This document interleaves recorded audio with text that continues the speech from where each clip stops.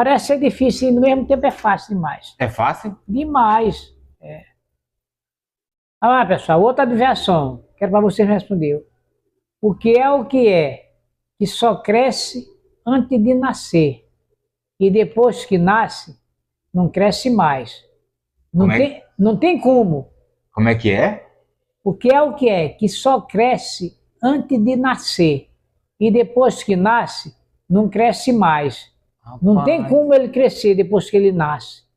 É complicado, porque tudo nasce para depois crescer. Verdade. E esse não, só cresce antes de nascer. Depois que cresce. E depois que nasce não cresce mais. Depois que nasce não cresce mais.